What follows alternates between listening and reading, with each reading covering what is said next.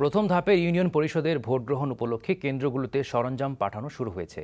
সকাল থেকে কঠোর নিরাপত্তার মধ্যে জেলা নির্বাচন কমিশন অফিস এবং উপজেলা রিটার্নিং কর্মকর্তার কার্যালয় থেকে ব্যালট পেপার, সিল ও অন্যান্য নির্বাচনী সরঞ্জাম পাঠানো হচ্ছে।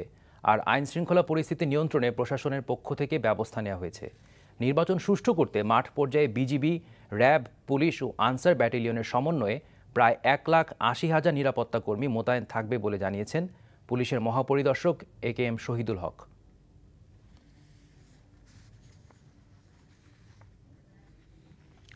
দর্শক, এই মুহূর্তে ঝালকাঠির নলছিটি নির্বাচন অফিসের সামনে আছেন আমাদের স্থানীয় প্রতিনিধি KM সবুজ।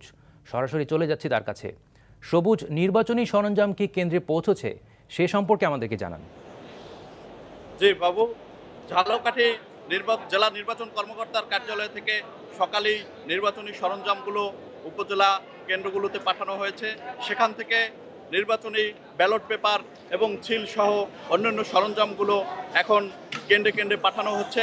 আমার পেছনেই দেখতে পাচ্ছেন আপনি ঝালকাঠির নলছিটি উপজেলা নির্বাচন কর্মকর্তার কার্যালয় থেকে এখান থেকে নেওয়া হচ্ছে গাড়িতে করে ব্যাপক নিরাপত্তার মাধ্যমে ব্যালট পেপার এবং সিলগুলো স্ব কেন্দ্রে পাঠানো হচ্ছে। এই ব্যালট পেপার এবং সিলগুলো পৌঁছানোর পর সেখানে নিরাপত্তা কর্মীরা ভোট কেন্দ্রে এগুলো কালকের সকাল পর্যন্ত পাহারা দিয়ে রাখবেন। তারপরে সকালে শুরু হবে সেই কাঙ্ক্ষিত ভোট। এই ছিল আমার কাছে নলছিটি উপজেলা সর্বশেষ খবর। সবুজ, আপনাকে ধন্যবাদ। দর্শক, কথা বলছিলাম ঝালকাঠির প্রতিনিধি KM সবুজের সাথে।